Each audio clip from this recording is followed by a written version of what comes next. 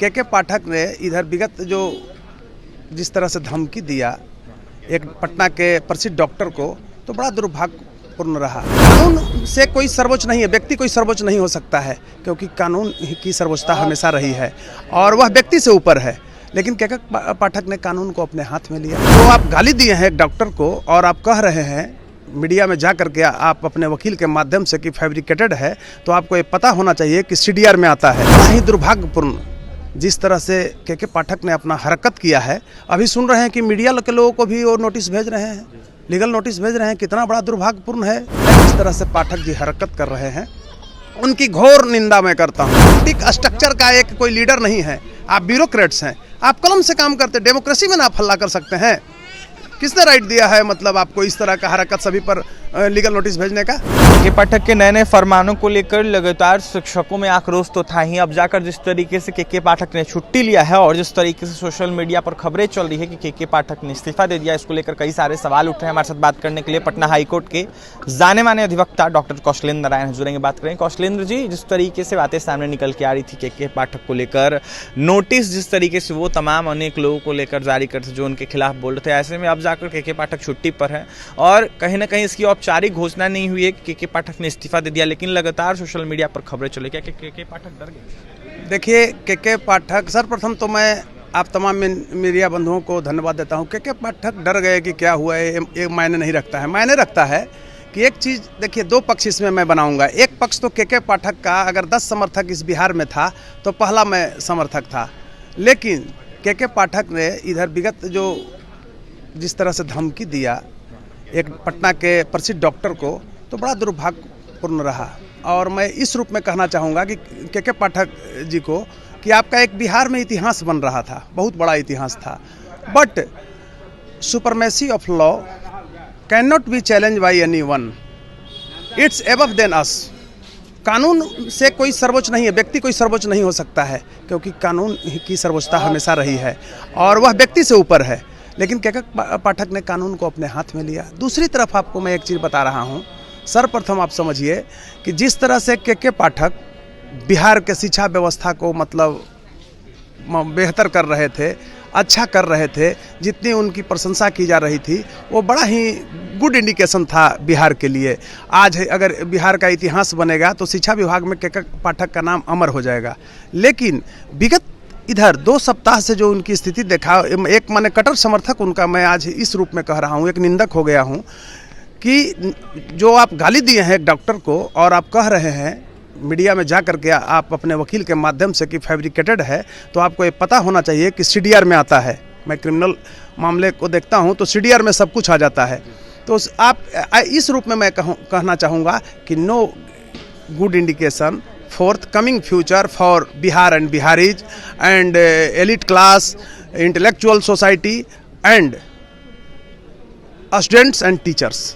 बड़ा ही दुर्भाग्यपूर्ण जिस तरह से के पाठक ने अपना हरकत किया है। अभी सुन रहे हैं कि मीडिया के लोगों को भी वो नोटिस भेज रहे हैं, लीगल नोटिस भेज रहे हैं। कितना बड़ा दुर्भाग्यपूर्ण है। पाठक जी ब्यूरोक्रेट टॉप है, मैं धन्यवाद देता हूँ। हिंदुस्तान का टॉप ब्यूरोक्रेट्स है, IAS है, और IAS की योग्यता पर कोई प्रश्नसूचक चिन्ह नहीं। लेकिन अगर IAS ही कहे कि सबसे बड़ा मतलब हम ही योग्य हैं, तो ऐसा थोड़ी है। हर एक सेक्टर के लोग होते हैं। पहले जो बढ़िया इंस्टीट्यूट से पढ़ते थे, JNU वगैरह से पढ़ते थे, तो UPSC देते भी नहीं थे। वो तो देश के इंटेलेक्चुअल होते थे, प्रोफेसर होते थे, लॉयर होते थे, नंबर 2 लड़के UPSC करते थे। अब 90 के बाद तो और अब हम उस पर क्लियर नहीं कह सकते हैं, क्योंकि बहुत तरह का उंगली उठ सकता है। लेकिन अब तो मानक भी टूट गया कि एक जोग IAS है और एक देखिए कितना डाउन IAS है। तो कहने का अर्थ हुआ कि ये सब नहीं है। जिस तरह से पाठक जी हरकत कर रहे हैं, उनकी घोर निंदा मैं करता हूँ। एक प्रशंसक, ऑडियो भी गाली देने का बिल्कुल बिल्कुल के पाठक का मैं घोर प्रशंसक था और आज घोर निंदक हो गया। No good indication.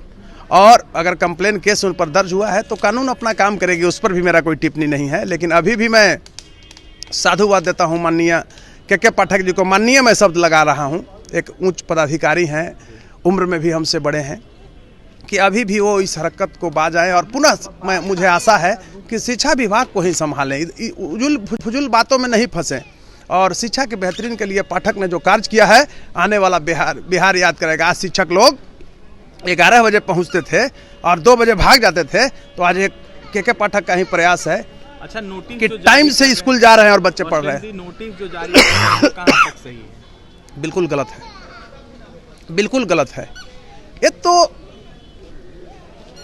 अभिव्यक्ति की स्वतंत्रता है, कहीं मीडिया दुरुपयोग नहीं न कर रहा है, कोई अब्यूज नहीं न कर रहा है। तो बड़ा आदमी जब होता है, सरकार होता है, उसके खिलाफ लोग बोलते हैं। अब उसके एवज में आप लीगल नोटिस भेज रहे हैं।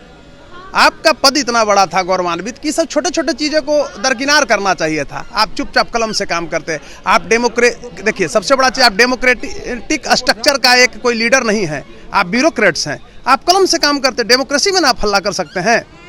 किसने राइट दिया है मतलब आपको इस तरह का हरकत सभी पर लीगल नोटिस भेजने का? के पाठक की मानसिकता पे भी सवाल उठाए जा रहे हैं अब जाकर, क्योंकि देखा जाए तो वो एक आईएएस अधिकारी हैं, जिस तरीके से वो कर रहे हैं तमाम अनेक लोगों के साथ, और फोन कर डॉक्टरों को गाली कर इसको। देखिए, अब के पाठक की मानसिकता पर जो सवाल उठाया जा रहा है, तो कोई मैं मेंटल का डॉक्टर नहीं हूँ, मैं लॉयर हूँ। और ठीक है, ये आप लोग बोल सकते हैं। एक डॉक्टर जो उनके बारे में बोले हैं वो सही बोले हैं। हम तो एक वकील है, लॉयर है, तो हम कानून की बात करते हैं। अब जो डॉक्टर हैं, तो डॉक्टर से ये लोग बोल सकते हैं, हो सकता है सही होगा, कुछ मेंटल प्रॉब्लम होगा उनको। अब ये उनकी मुद्दा है, हमारी मुद्दा नहीं है। उस तरह का केस मेरे पास आएगा तो उस पर हम कार्य करेंगे। तो अब मानसिक स्तर पर सही हैं न हैं, डिरेल्ड हैं, इसको मैं नहीं कह सकता। लेकिन गाली देना एक आईएएस को, एक वरिष्ठ चिकित्सक को, यह मानसिकता जरूर झलकाता है कि डिरेल्ड है मेरे समझ से। जो एक लॉ का जो पॉइंट मतलब है, उसके तहत मैं कह रहा हूं कि एक विक्षिप्त व्यक्ति ही इस तरह का हरकत कर सकता है कि एक आईएएस होकर के और एक टॉप डॉक्टर को गाली दे सकता है। अगर के पाठक गाली दिए हैं तो अगर फैब्रिकेटेड वॉइस नहीं है, तब मैं यही कहना चाहूँगा। दूसरी तरफ आप जानिए, उनके वकील को भी हम सुन रहे थे, किसी ने स्पष्ट नहीं बता रहे थे कि फैब्रिकेटेड। अरे भाई, सीडीआर में सब आ जाता है, कितना बजे फ़ोन गया, क्या गया, रिकॉर्डिंग है।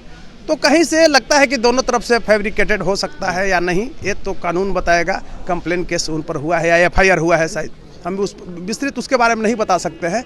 अब पाठक जी छुट्टी में क्यों गए, क्या गए, उनका व्यक्तिगत भी कारण हो सकता है, उस पर टिप्पणी मैं नहीं कर सकता हूँ। लेकिन मैं साधुवाद पाठक जी को देता हूँ कि वह पुनः अपना जो कार्य है उसको करें, उलुल जुलुल में नहीं फंसे, क्योंकि बिहार में एक आशा था लेकिन उलझ गए। जो उनका मिशन था वह ब्लॉक हो गया।